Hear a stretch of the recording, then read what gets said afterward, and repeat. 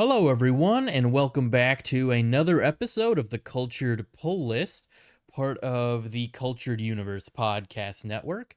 This week, we are covering the first half of Punisher, the King of Killers, the 12-issue story arc that came out a couple years ago.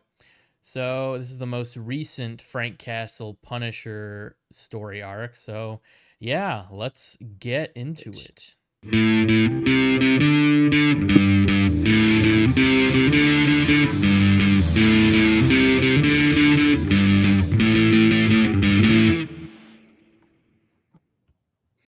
All right, here we are. Hello, everyone.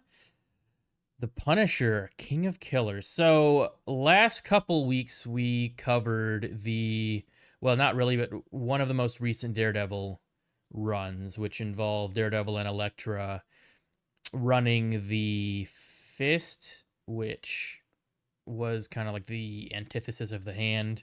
And now this week we are covering something that kind of went hand in hand with this story, because during that story arc we learned that Frank Castle, the Punisher, was the enforcer of the Hand and kind of their leader, kind of their chosen one type uh archetype, I guess. And this week and next week we're going to be covering the story arc that really delves into the Punisher and his side of things and how he kind of became part of the Hand. And I don't really have any comic news this week, nothing really of note. So we're just going to get right into the story here. So, first off, this was written by Jason Aaron with art by Jesus Sace and Paul Azaceta. Colors by Dave Stewart, and the letterer is VC's Corey Petit. And these issues were released between March 2022 and September 2022. Okay, so the story opens with a flashback to the day that Frank and his family were gunned down in Central Park, the day that Frank's family was murdered, and really the day that the Punisher was born. And after that, there's a brief look at the Punisher's history throughout the years since his introduction in, I believe, the 1970s. And we see just all the different periods of his life, as well as a bunch of different artists, art from a bunch of different artists that have worked on Punisher stories. Then we see a warehouse in present day Greece where several members of this war worshipping cult called the Apostles are loading illegal customized weapons onto their shelves. They have this illegal weapons trafficking business that they have been working on.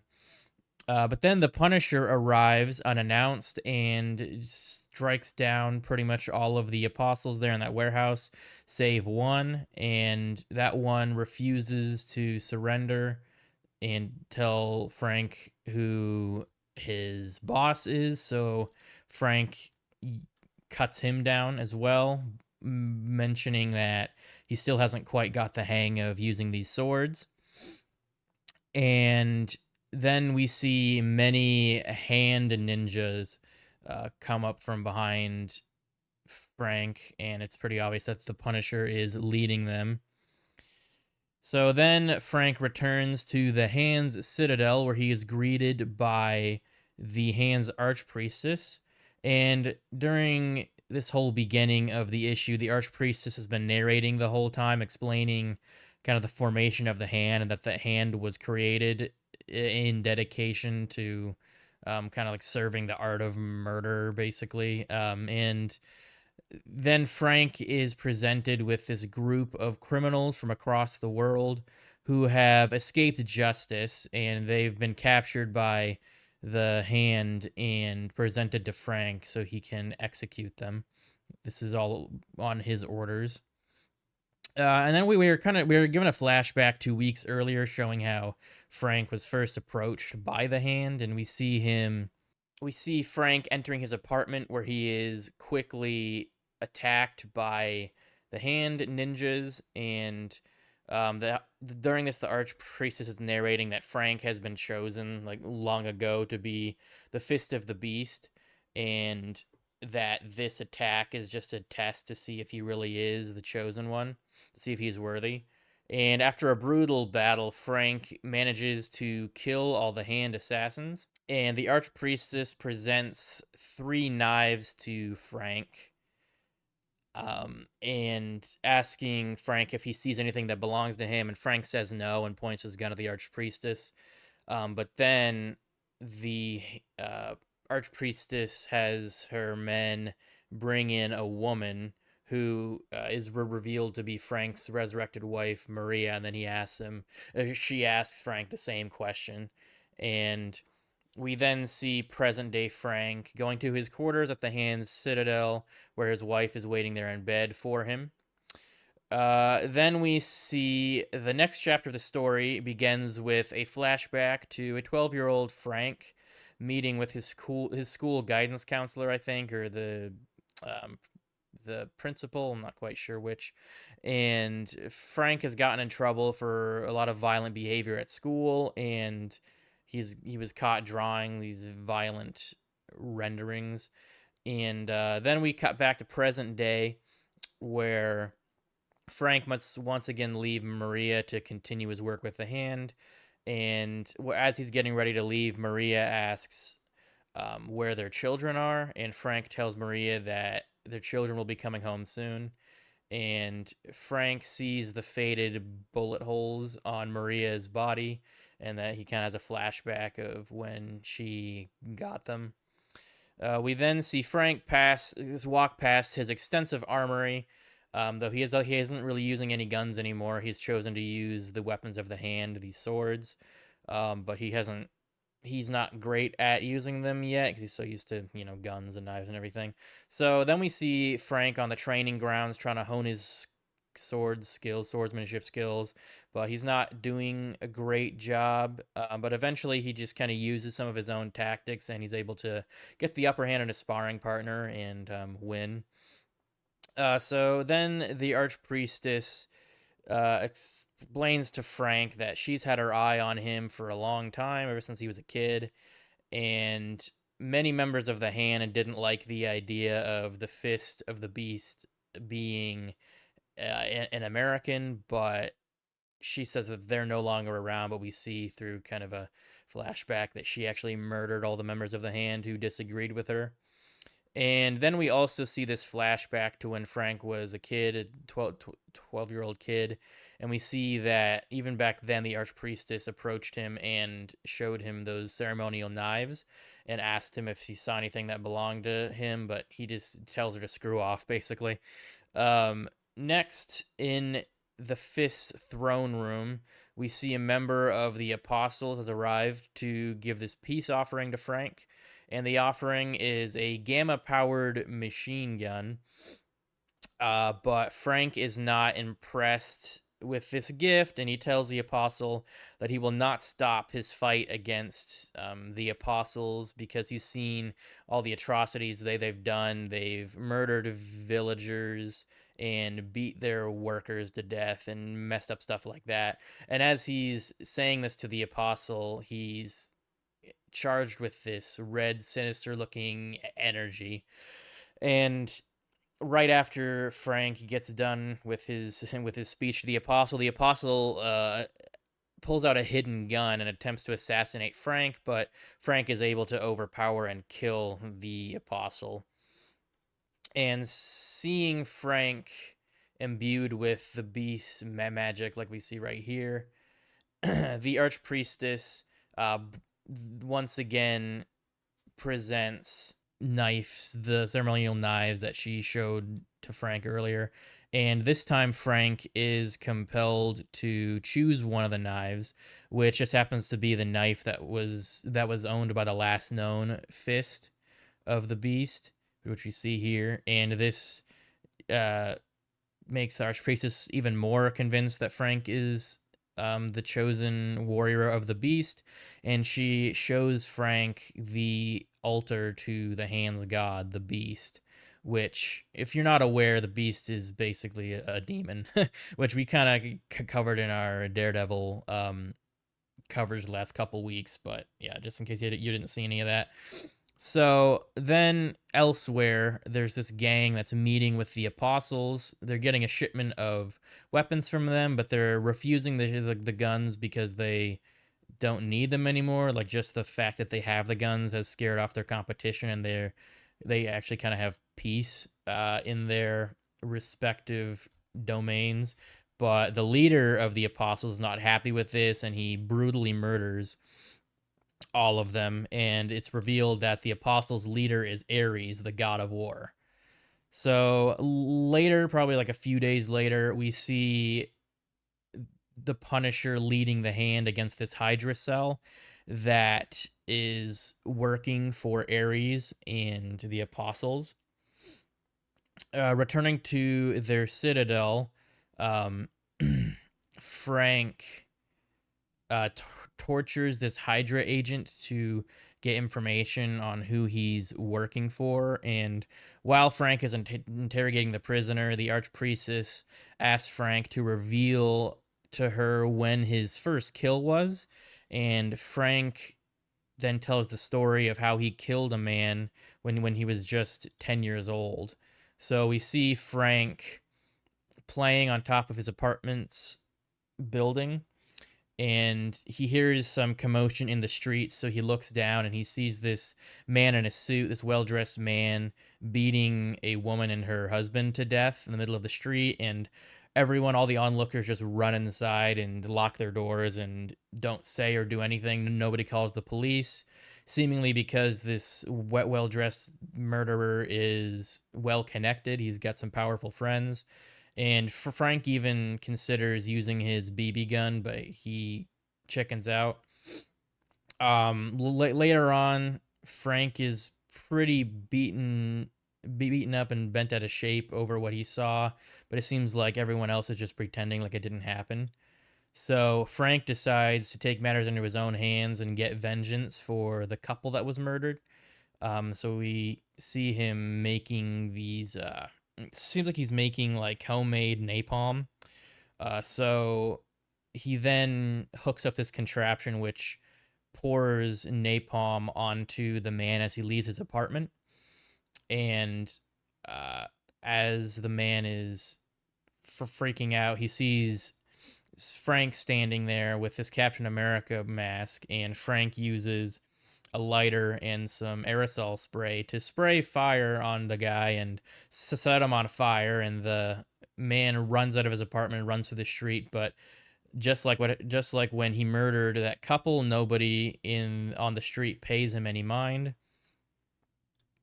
So then we cut back to present day where Frank has finished torturing the Hydra agent, and Frank reveals that the Hydra agent told him he works for Ares, even though the Hydra agent denies it. And I guess it turns out that Ares somehow kind of left a message for Frank, and he's able to see it with the beast's magic vision, I guess. And Ares wanted him to figure out who he was and where he was. He just wanted Frank to have to work for it. After killing the Hydra agent, though, a servant enters the chamber and tells Frank that Maria is not doing well. And Maria is in the Citadel garden, but she's obviously upset and kind of rambling about her children, asking where they are, and saying that they need to go back to the park. But as Frank tries to console her, the Archpriestess injects her with the sleeping drug, which puts her to sleep. But given this outburst, Frank decides to stay with his wife for a while and take care of her. But he sends some of his men to attack Ares' hideout. But they are pretty quickly and brutally dispatched by Ares himself, who was insulted that the Punisher didn't come to fight him himself. So after spending some time with Maria, Frank begins to question his allegiance to the Hand and kind of thinks that he's lost his mind to be a part of the Hand anyway.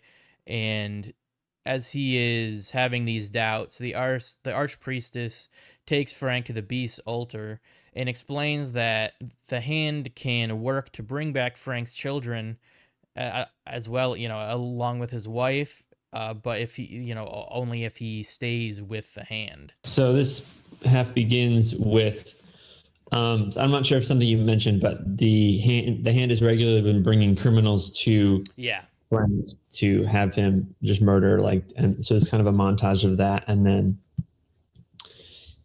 this we see the aftermath of Ares after the attack on Ares from the hand soldiers, and obviously hasn't gone well. Then we see Maria wandering the grounds, and they have to keep her there because like the magic is keeping her alive, and she's still in the dark. They're not telling her what's going on, so she sees these ninjas and she's kind of freaked out about it. And this next part kind of flashes between two scenes. There's Bullseye and Deathlock, I believe. Yeah. So they attack the Punisher, and then we cut to Madripoor, where Ares is hanging out with his followers, and they gave a bunch of street gangs like these really powerful weapons, and they kind of just like destroyed the entire city. And then Ares appears in spirit form to the priestess, and they're kind of arguing. And it's at this point where it's sort of like the differences between these two religious figures is kind of blurred. And I think that's intentional because like they're just kind of like they hate each other and they're just violent and they're killing, but they're really like actually quite similar. And then we cut back to the fighting and back and forth until the Punisher accesses one of the 5 gifts of the beast, and it's represented in like this this red like energy that kind of encapsulates him and his weapons. And then Lady Bullseye is because the reason why they attacked the Punisher is because they didn't think he was actually like the hand of the beast, and so now that she sees the energy, she's like, oh, you're right, you are the hand of the beast. So she leaves. And then we cut back to the present with Frank and Maria walking through the garden, and she's talking about their children, and like she's starting to remember things, like her memories are kind of coming back, and so she's mentioning like a park, and they have to go back to the park and save the kids. And there's a flashback to when they first met, and we're going to revisit this moment later, but they've basically first met at a hockey game. And then the Punisher is about to go on another mission. And then I think the part I missed earlier was the ninjas that were attacked Ares came back. The surviving ones came back, and they were like, the priestess was like, you need to kill them now because they failed. And Punisher's like, I don't really think that's necessary. So he didn't kill them. And so the priestess killed their families in front of them to kind of like make them more like the Punisher. And the Punisher obviously does not like this. So he attacks her, and then he leaves with Maria. And we see this panel right here where it looks like the ninjas are going to attack, but then we flash back to the moment he killed the priestess, and right when he's attacking her, she turns into like this weird little octopus spider thing. And then they leave, but actually the ninjas are all like bowing as they leave, and so they just kind of let them go. And so Frank and Maria are running through the forest, and she slowly starts getting weaker and weaker. And we flash back to when Frank was in high school. He saved this kid from being bullied, and then they kind of became friends. And it says they were the most feared in high school. And this other kid was like getting kind of worried for Frank. So he took it upon himself because he saw this moment where they looked at each other. And so he kind of took it upon himself to introduce the two. And one of the things it says that made Frank originally attracted to Maria is that it reminded him of the lady who was killed earlier. And so later on, they're dating, and when they start dating more heavily, that kid that was like Frank's friend kind of just like they kind of drift apart. And so he gets into this shady group of people, and they get into a car wreck, and they just kind of leave him there to bleed out in the car wreck, which is kind of brutal. Yeah. And then Frank tracks them down all individually, and he murders them. And then right as Frank gets back, because he realizes he can't just run away with Maria because she's going to die, like I mentioned, because of the magic or whatever. So he's greeted once again by the high priestess and fully resurrected. And so he goes on a mission to now he's like convinced like, not, I wouldn't say fully convinced, but he's more on board with what the priestess is doing because like he needs to be in order for his wife to stay alive. So then he goes on a mission to take on Ares by himself, and they fight for a bit, and he's using the weapons um, from before. And there's kind of this funny moment where like there's like captions for each weapon, so it's like this is a gravity bazooka, this is like an anti-gravity bazooka, and like this is a gun that shoots cars and just stuff like that. It's really kind of silly. Yeah. And then we flash back to the moment that Frank went off to boot camp for the Marines, and Maria was pregnant. And then there's the moment with Ares. Like, this is kind of what I'm talking about. There's like a magnetic thermal mine or whatever. The banner cannon, which you mentioned. And then there's like several panel 2-page spreads about with their fight. And there's this moment where they're kind of flashing back to earlier moments in his life. And seemingly, so during the fight, Ares realizes that the hand is using Frank's family to manipulate him. And because that's kind of why Ares is after Frank, because Ares kind of saw Frank as one of his most devoted followers, even though he wasn't like directly following him, because he was just doing all the killing and violence and stuff. But now he's still doing killing and violence, but it's different. And so he sees that as sort of blasphemy. And so he's kind of like, he realizes that the reason why Frank is doing that is because the hand has his family. And so he sends some people to kill his family, but Frank stops him with the energy stuff. But then Ares seemingly kills Frank. But then he has a flashback to when he was at war, and they're talking about their first kill. And he was like, I was 10 when I did my first kill. And everyone thinks that's really funny. And then he's seemingly resurrected by the beast and the hand. And there's this moment where he goes to this lab, and they're trying to resurrect the kids like they did his wife, but because they were dead longer than they were alive, they're having a hard time doing it. And so Frank just goes over and seemingly kills them. And then this story ends with Daredevil approaching Frank. Yeah, and I think this part takes place like a little before the beginning of the Daredevil series that we covered the last couple weeks. But yeah, Daredevil, Punisher, King of Killers, Part One. Yeah, we did the first 6 issues this week. I had read a few of them. Like I collected some of these off and on, but I only collected like half of this series, so I have like these huge gaps. Yeah. So a lot of this was kind of new to me. I mostly read like the tail end of this, but yeah, I'm assuming this is your first Yeah. time reading this. What did you think?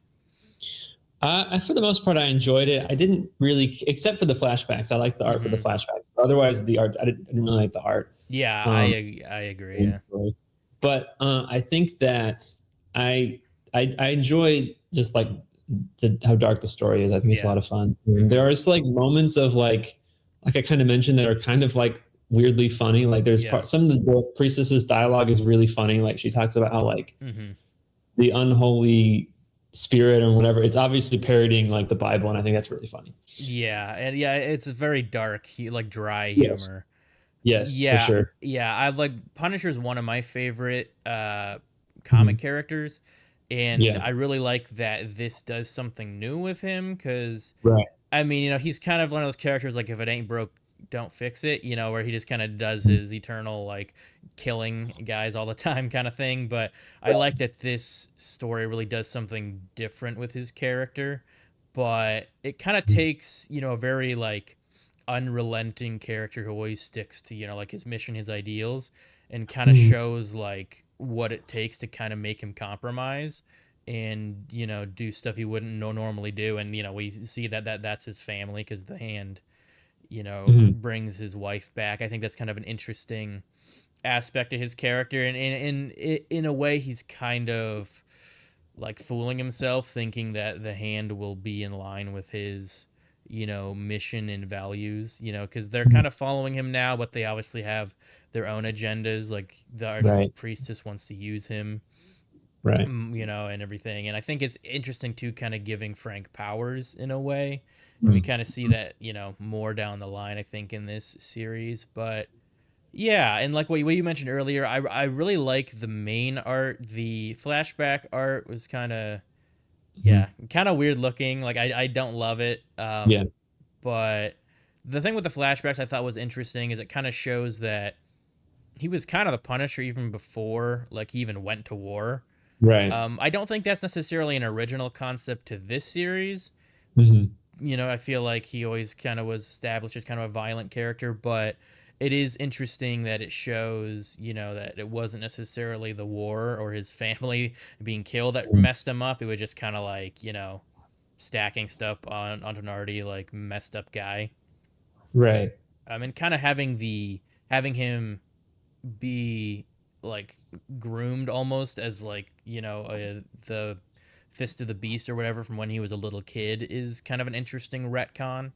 Hmm. Um, I think at some point, I think Ares mentions that Yeah. like those memories are fake, that Hmm. the priestess put them in his head or something. So I don't know when exactly she started wanting him to be the Fist or whatever. But yeah, and I thought it was cool how violent it was. I feel like a Yeah. Punisher story has to be violent. I'm glad they didn't like pull any punches. It was like pretty bloody, and they showed a lot, which Hmm. I Hmm. think was good.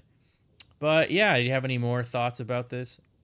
No, I think we pretty much covered it all. Yeah, I feel like it's pretty. I mean, like, there's a lot of interesting stuff. At the end of the day, it's a Punisher story, so it's like, yeah, Right. he's going around killing people, and oh yeah, I found it kind of interesting that how he's using a sword because that's something like he never uses. He always uses guns, Yeah. and I Right. like that the address he's kind of having a learning curve with it. Hmm. Hmm. But yeah, so let's go to our cultured picks section. What did you Yeah. have this week? This week I picked up Birds of Prey #8, and this follows off from when they were at the fashion show last time. Oh right, yeah. And what I didn't necessarily pick up on in this series, but this kind of cements, is that this is very much like tonally very similar to Batman, the '66 version of the Adam Oh, West version of okay, okay. Batman. But it's also like more mature because there's a moment in this, and like the whole issue is like this, but this is like the epitome of it, where there's where Big Bird is fighting, and then like her swimsuit that she's modeling just like bursts off, and she's just like fighting. It's just ridiculous, and it's like, okay, I mean, we're fully doing it, I guess. It's very absurd and goofy, and it's a lot of fun. Yeah. Oh, cool. Yeah. So this week, I actually have two issues this week. They're both Spider-Man comics, but Mhm. first one is Ultimate Spider-Man #3.